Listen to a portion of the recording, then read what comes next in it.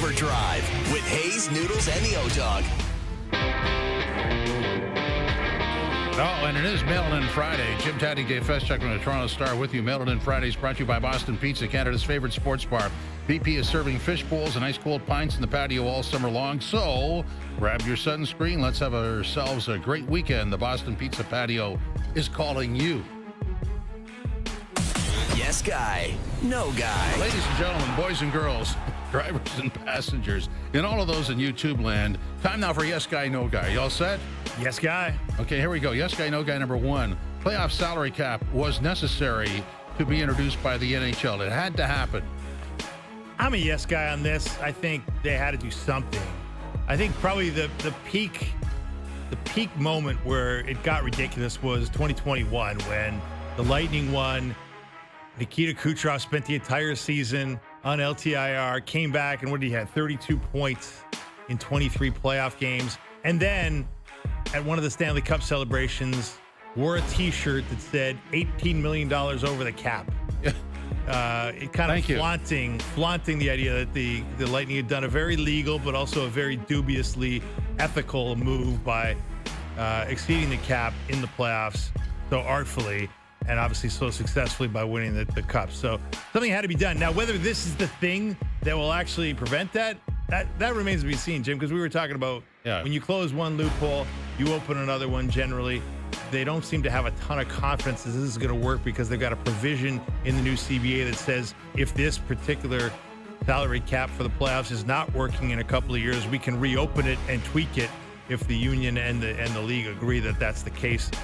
So we'll see how it goes. It doesn't seem like it's going to completely stop these types of shenanigans, but it may limit them in a way that won't be so egregious as that Lightning team. Yeah, I'm going to go yes guy in that too. The evolution of CBAs is somebody finds a loophole, you close it on the next one. Another one's found, you close it on the next one.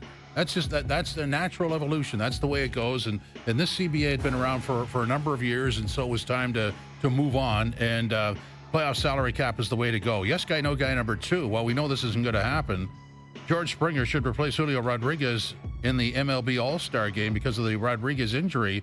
And we know that a Rosarina is going to take his spot. That's been made official. So that's kind of a moot point. But I'm going to say no guy. I really don't get bent out of shape about. I know it's great for the player and all that stuff, but I don't get bent out of shape who's ever in the All-Star game, regardless of the sport. To me, it's all about what you do in the regular season and drive your team to the playoffs. I'm not concerned about that.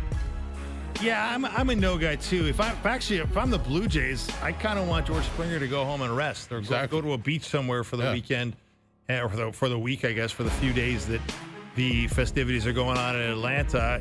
He doesn't need to be on his feet in Atlanta playing a game and going through all the dog and pony show that is attached to an all-star event like that. To me, like, this guy needs rest. He's an old man relative to most major leaguers, and he's having a great year.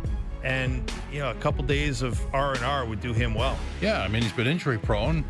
Yeah, just let him rest. Touch wood that it's going pretty well for him this year, and a little bit of rest and recovery probably can't hurt. Yes guy, no guy number three. The Raptors will make the playoffs this upcoming season. I'm going to be optimistic on the Raptors. I'm gonna say that yes, guy, they will make the playoffs because the East is wide open. I mean, there's all kinds of uncertainty about who's actually good in the East. I mean, the Celtics and the Pacers both have their best players out with Achilles tears. We just saw the Cavs, who were really good in the regular season, do a face plant in the playoffs. The Knicks just botched their coaching search. They get their 11th choice in Mike Brown to coach the team that did something they hadn't done in a quarter century. I mean, there seems to be dysfunction everywhere. There's no dominance anywhere. And I like the fact that, at least we'll get to see what this team is. And I'm going to go with the optimistic side and say it can be something in that 45, 46, 47 win range, and that would get them in. I agree. Even as their season was unraveling on our broadcast, Jonesy, Javon, Warren Ward, myself, and Josh Lewinberg, it was a consensus. This team should be a 6th seed next season, just based on the growth of the young players they have, and with Ingram now healthy and ready to go, that starting 5 the way it is, without any trades.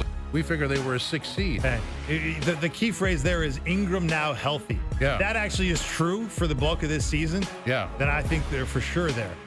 Whether it will be true, we know the history there, and it's not always perfect. We'll see. We shall. Yeah. Yes guy, no guy number 4. A decentralized draft. We're talking NHL. Will eventually be better than a centralized draft. Will eventually be better. I'm a no guy on this. I like the way the NHL did it. I thought it was unique. It was unique to the NHL, bringing all these teams onto the draft floor. Kind of folksy. It was folksy. It was cool. It was a great opportunity for the media, obviously, to interview people. It was a lot of fun to be at. And I think the new one, like, look, it was their first time doing it, Jim. So I'll give them some grace in understanding that they want to iron out the kinks of the decentralized draft, and they're going to keep the decentralized draft for the foreseeable future, it seems like.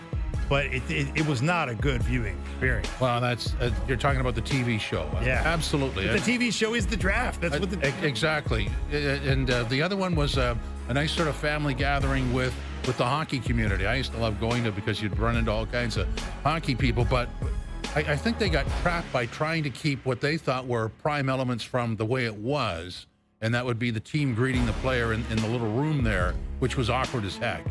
Well, they did it by Zoom call. Yeah, it's just awkward. It's not good television. And then of course, the player comes out and gets interviewed by somebody else. Just have the interview. Like, trim that back. Here's my thing for broadcasters. I'm not a broadcaster. I'm not a broadcast executive, and I'm barely a broadcaster. But my thing is, just as a viewer, no one wants to watch a televised Zoom call. Okay? No. Nobody wants to watch a televised. Most people on Zoom calls don't want to watch it, yes. let alone the viewing audience. Exactly. Yeah, that's just awkward as heck. Really. There's the delay. Yeah. We should do that here. Count to 3 when I ask you a question. Luckily, this is not on Zoom, because the show would be even worse, and that's hard to imagine. Yeah, well, we've all worked with delays in the past. They're not very exciting. And if you're watching it, even less exciting. So we both agree that's a no guy. Yes guy, no guy. Where are we at? Number 5. The home run derby is the best all-star skill competition, i.e. the 3-point contest, dunk competition, NHL skills competition. The home run derby is the best of all that. I'm probably against the grain on this, but I'm a yes guy on this. I love dingers. I'll watch dingers all night, and I really enjoy the home run derby. I always have a big family event around our house. We get the peanuts and the Cracker Jack, and we hunker down and really build a little home run derby pool and lay our bets and have some fun. And maybe we're weirdos, but I kind of enjoy it. Not that I don't enjoy. Like, I still enjoy the 3-point contest. It's a lot of fun. But now that Steph doesn't go in it, hasn't been as good, and nobody really good goes in the dunk contest. At least not very often. So it's a low bar, but I'm going to give it to the home run derby. I'm going to say no guy. I'm an anti-all-star break gimmick guy. I just don't. You don't like any of them? No, I don't. I never watched them. When I watched the Homer Derby, it's like, dude, he's tired. Or if it's a Blue Jay, oh yeah, he's going to kill himself in the second half. His home run totals are going to drop off because he's fatigued. It's an uncomfortable view for me. Okay. But the way you mapped it out with the family thing and sort of the wagering line or the in-house pool, that works. You're in the majority. I think I'm definitely an outlier on this because I've expressed this opinion before and been absolutely hammered for it. But you know what? It's just how I feel, and I'm sticking to it. And same for the 3-point. It's great, and then all of a sudden, what's it worth? Yeah. It's like disposable entertainment. Yeah. As soon as it's over, it's over. You know what? The only good thing about those things is you do get some occasional classic moments. You get a Vince Carter doing what he did 25 years ago. You get a Steph Curry doing something special. You get I really love the one where they had Steph versus Sabrina there. With the crossover between the WNBA and the NBA. Those things, I think those things have a potential to be really fun, but it's hard to sustain them year after year after year. And time sort of erodes. Like the NHL, one of the very first ones that I think was noteworthy was the hardest shot. Yeah, that was fun. It was, but now nobody takes a slap shot, so what's it worth? Exactly. Exactly. So let's veer into that game we started the broadcast with, mini-mags. So let's apply to the Toronto Maple Leafs.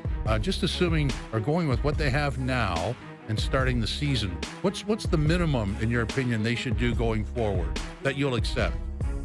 The minimum they should do going forward is to acquire the top 6 forward the GM says he's going to acquire.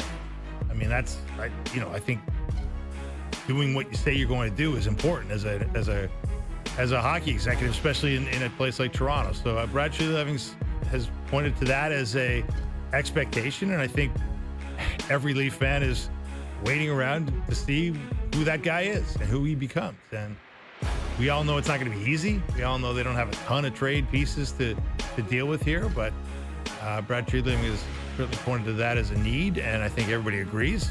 You and I are sitting here agreeing that they need that. So that would be my minimum. They do at some point. I'm going to go against the grain. My minimum is the way it is now. I would accept that, just because I think that whoever that top six guy is shows up eventually later in the movie. What I want out of this is scrutiny on the bottom six. I want that bottom six to be airtight so that when the top six guy shows up, it actually makes a difference.